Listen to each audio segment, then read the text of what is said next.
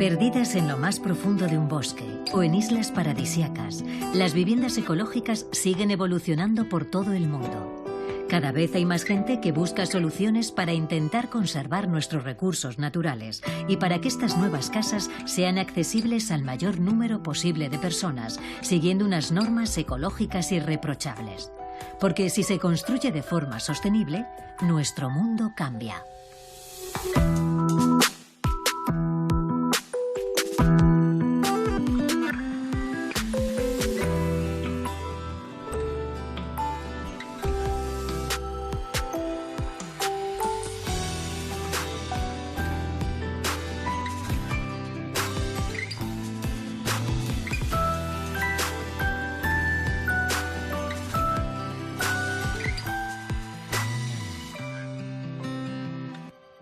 Construcciones ecológicas. Austin Power.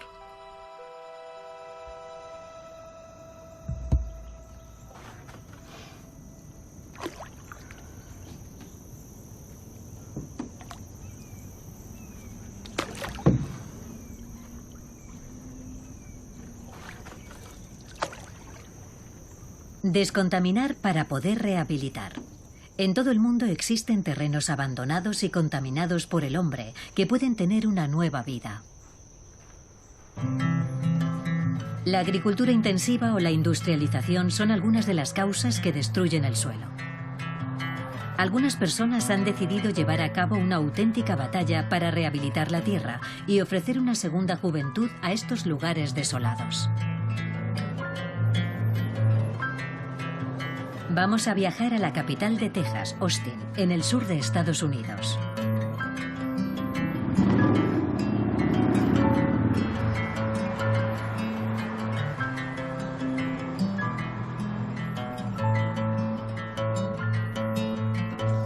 Cuesta creer que en una ciudad que se ha comprometido a acabar con las emisiones de carbono de aquí a 2020, la industria petrolera reinase en ella hasta principios de los años 90. Con la intención de dar una nueva imagen a un barrio históricamente pobre y abandonado, Christopher Brown decidió construir una casa familiar con una arquitectura vanguardista sobre un antiguo solar industrial.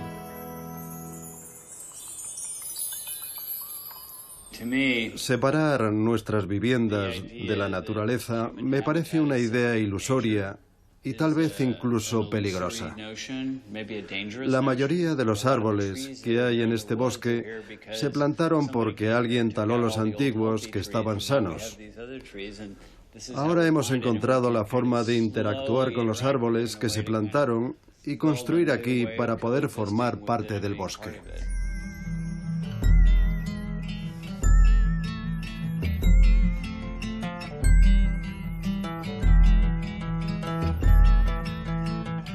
¿Cómo se construye una casa particular en un terreno en el que hay restos industriales? ¿Es posible recrear la biodiversidad? ¿Cómo edificar de una forma ecológica y moderna sin destrozar la naturaleza? Christopher, su mujer Agustina y su hijo Hugo se plantearon todas estas preguntas.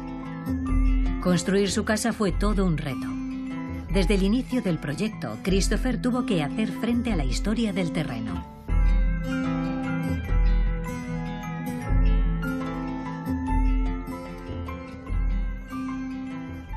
Cuando compré este terreno, yo trabajaba en un bufete de abogados.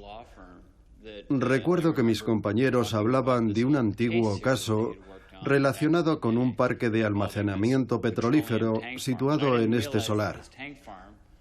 Yo no sabía que dicho parque, que está un poco más arriba, junto a la carretera, era el punto de partida de un oleoducto. Más tarde, cuando me informé mejor de la situación y trabajé con los de la empresa para retirar el oleoducto, comprendí que había ganado una antigua batalla que emprendió la gente que vivía aquí en unas condiciones medioambientales nefastas.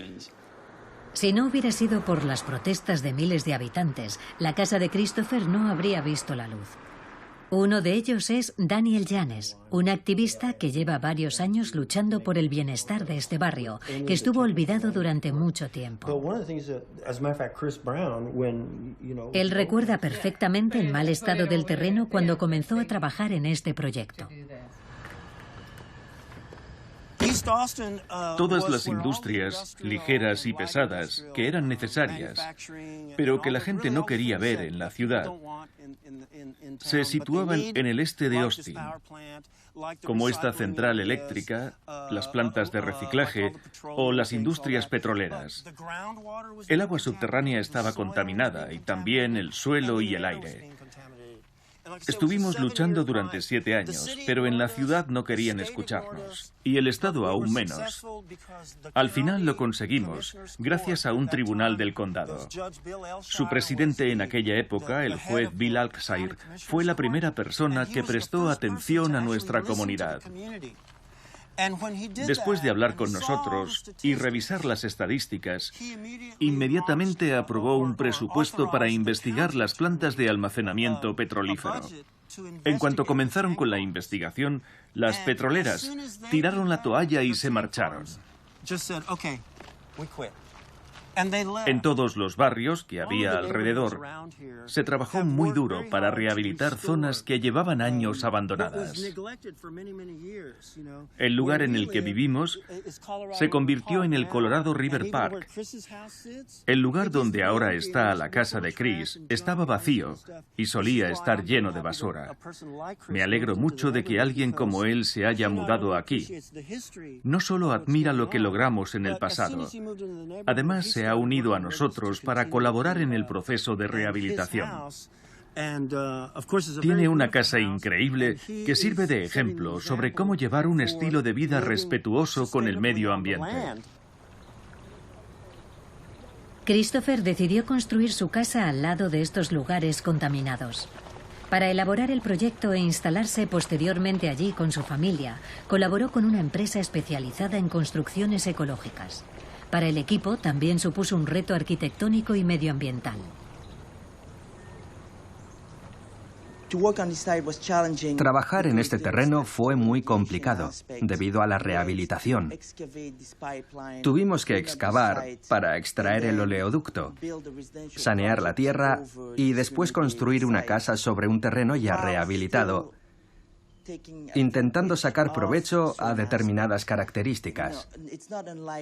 A mí me recordaba el concepto de ready-made de Marcel Duchamp, porque Chris no quería eliminar lo que había, sino capturar esa naturaleza industrial y sacarla a relucir. Para los dos, era importante conservar los restos y dejarlos prácticamente intactos en el lugar donde los habíamos encontrado, porque para nosotros forman parte de la identidad de la zona. Yo quería una casa parecida al piso que tenía en el centro de la ciudad.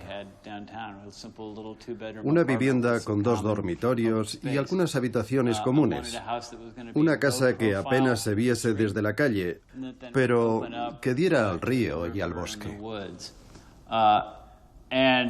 Por último, en lo que respecta al diseño, quería algo que de algún modo sirviera de conexión entre el desarrollo industrial y la naturaleza salvaje de este lugar.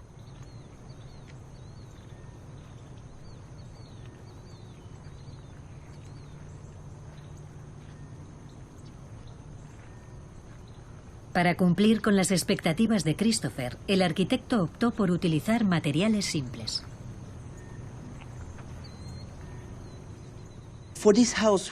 En esta casa hemos empleado principalmente 3 materiales: cemento, acero y cristal.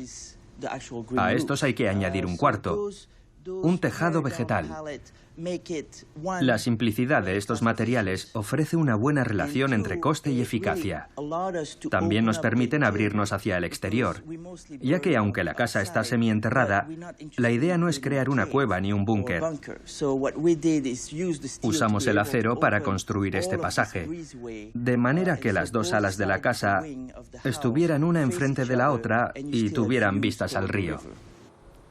Los propietarios optaron por dividir la casa en 2, una idea sorprendente y arriesgada. El espacio de 130 metros cuadrados está separado en 2 salas. En un lado están la cocina y el salón, y en el otro los dormitorios y los cuartos de baño. Lo mejor de esta casa es que no tiene absolutamente nada que ver con una vivienda tradicional. Todo el mundo nos pregunta cómo llevamos eso, de tener que salir de un lado a otro de la casa. La gente no se imagina haciendo eso. La primera vez que vi los planos, yo también pensé lo mismo. Era algo muy raro. Pero precisamente eso nos permite conseguir que el exterior sea una extensión más de la casa en la que vivimos.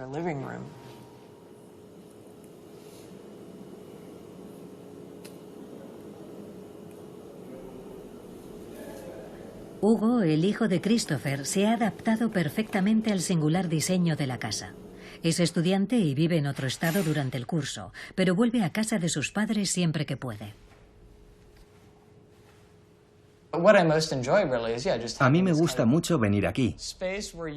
Durante el curso estudio en la Universidad de Rhode Island, pero cuando vengo a casa, que suele ser principalmente en verano, me encanta sentarme dentro, a leer y ver lo que pasa afuera.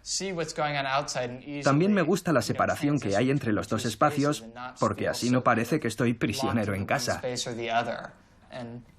Hay un camino aquí cerca por el que puedes ir a correr siguiendo el curso del río. Y el bosque está a 2 pasos. Lo que más me gusta de esta vivienda es que no es solo una metáfora de la realidad, sino la representación del mundo analógico y digital. Esta separación de la que hablaba antes muestra cómo la sociedad avanza hacia el futuro. Estamos volviendo a ser nómadas, un estado en el que las personas que ocupan una posición de poder no son muy visibles y pueden fundirse con el espacio de forma metafórica y física, justo como ocurre con esta casa. La casa ha sido diseñada para que resulte atractiva y a la vez ser sostenible. Esta arquitectura atípica garantiza una temperatura excelente en el interior de la vivienda. De hecho, la tierra que la rodea sirve de aislante térmico. Es un material natural muy eficaz que mantiene el frescor en verano y acumula calor en invierno. Para reforzar esta eficacia energética, instalaron un sistema hidrónico de calefacción radiante en el suelo y en el techo. Dicho sistema funciona de forma sencilla. El agua caliente circula a través de unas tuberías de cobre para repartir mejor el calor y mantener el confort térmico de la vivienda.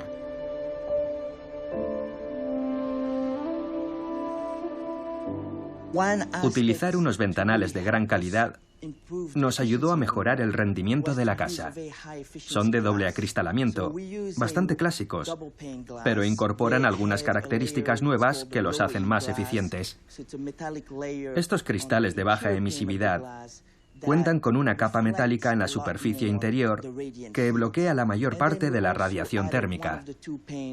Además, uno de los cristales está tintado para mejorar la eficacia del ventanal.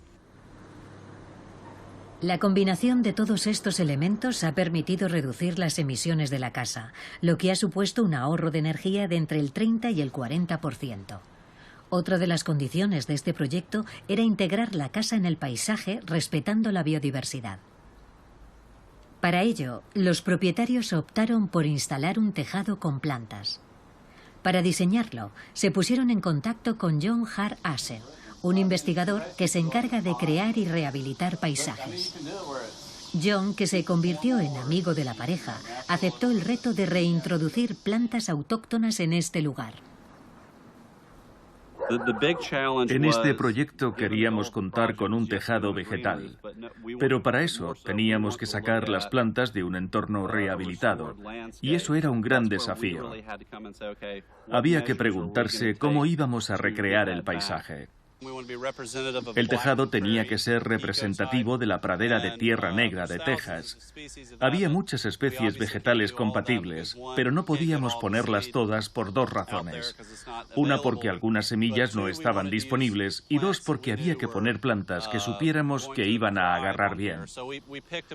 Así que al final seleccionamos unas 75 especies de la zona. Desde los primeros años fueron creciendo a buen ritmo en el tejado. cerrado, lo cual significaba que habíamos logrado nuestro objetivo y que, por tanto, el proyecto de rehabilitación había sido todo un éxito. Por ejemplo, esta planta es una gramínea autóctona llamada hierba de las Indias, Osorgastrum nutans. Es una especie que se debe a una sucesión ecológica secundaria y depende de su asociación simbiótica con un pequeño hongo. Si este no está presente en el entorno, la hierba no puede sobrevivir. Este tipo de planta solo crece cuando la pradera ha madurado. Aquí se da muy bien. Podéis ver que detrás de mí hay un montón. Eso quiere decir que la vida microbiana de esta tierra va por buen camino, y eso es una buena noticia para nosotros.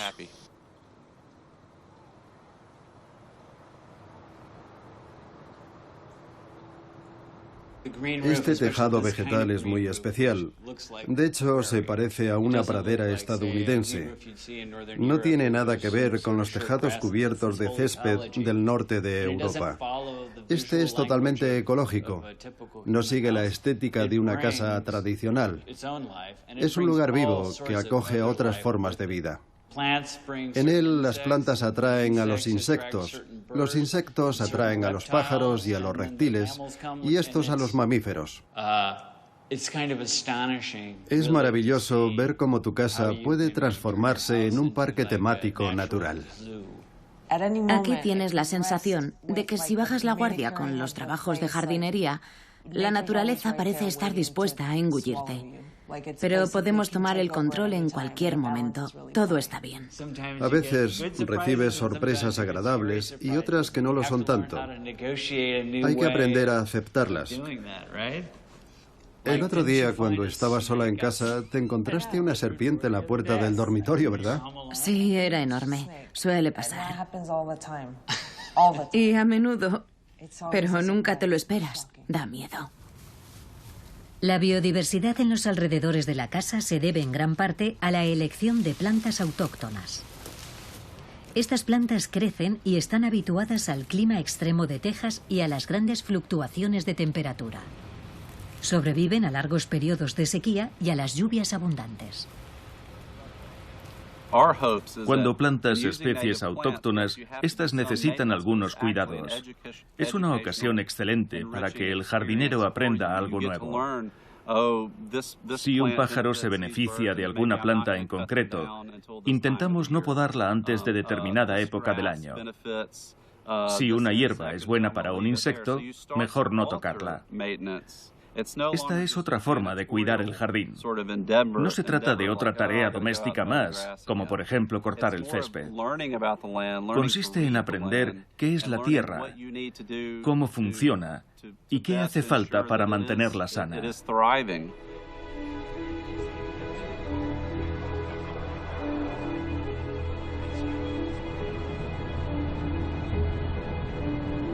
La lucha por la sostenibilidad de la ciudad de Austin y de sus habitantes comienza a dar sus frutos. Poco a poco se restablece el equilibrio natural y es posible preservar un buen número de especies, incluso las más fascinantes. Una de las atracciones más populares de la ciudad es observar varias veces al año las enormes colonias de murciélagos mexicanos que se alojan bajo el puente de Congress Avenue. Consumen alrededor de 15 toneladas de insectos de la región y aportan un valor añadido al entorno.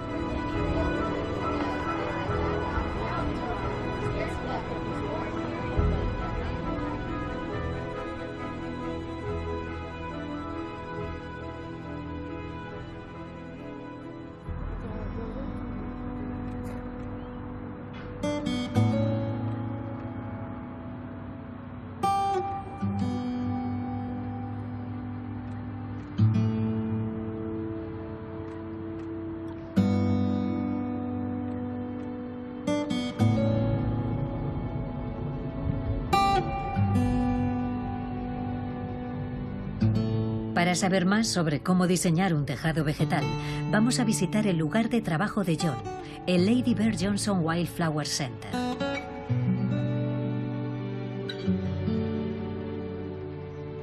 Este jardín botánico nos muestra lo útil que es usar plantas autóctonas para solucionar los principales problemas ecológicos, como el cambio climático.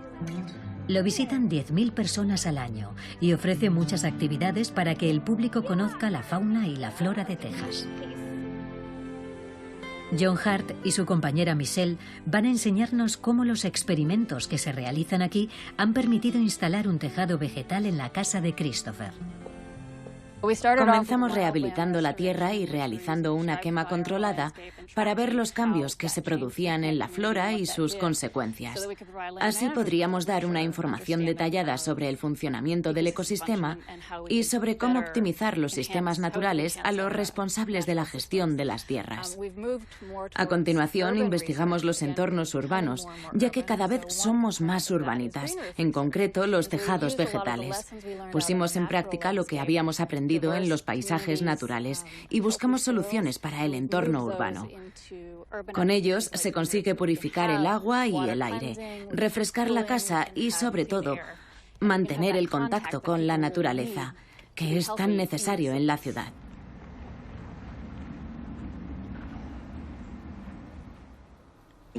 También fabricamos un nuevo sustrato. Nos dimos cuenta de que la mayoría de las tierras de cultivo procedían de la extracción minera, lo que implica extraer la arena, o de materiales considerados verdes, como la fibra de coco. Pero no tenemos plantaciones de palmeras en Texas. Estas fibras suelen venir de muy lejos, por ejemplo, del Pacífico Sur. Por tanto, la producción de sustrato va asociada a una gran huella de carbono. Nosotros decidimos usar gramíneas y flores salvajes autóctonas. Y así comenzamos el proyecto de la casa de Christopher. Una de las ventajas de las plantas sanas es que se encargan de captar y almacenar dióxido de carbono. Captan el CO2 de la atmósfera y lo almacenan en su interior. Mucha gente sabe que los árboles también realizan esta función, almacenan mucho carbono. Pero lo que no saben es que los árboles guardan el carbono bajo la tierra y cuando mueren, este se libera a la atmósfera. Sin embargo, las gramíneas autóctonas tienen unas raíces muy profundas que pueden alcanzar los 3 o 4 metros. Absorben el CO2 de la atmósfera y lo almacenan en el suelo. Cuando la hierba muere, el carbono puede permanecer en la tierra miles de años. Los árboles almacenan carbono, pero las gramíneas también son útiles.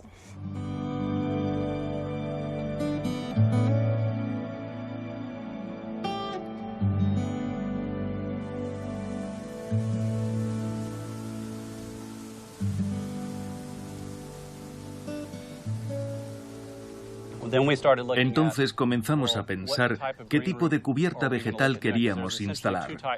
En principio puede ser de dos tipos, un tejado intensivo o extensivo.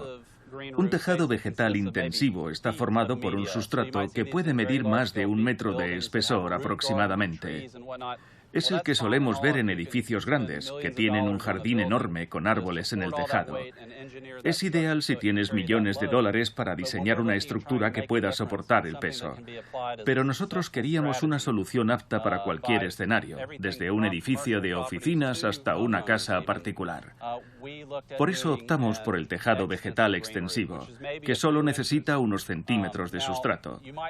Habrá quien piense que no se podrán plantar muchas cosas, pero si las condiciones son propicias, puede haber una gran variedad de plantas en él.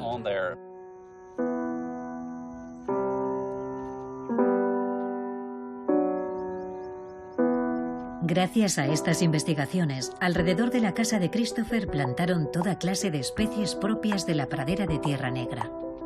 Esta rehabilitación da esperanzas para reintroducir otros ecosistemas locales en el país.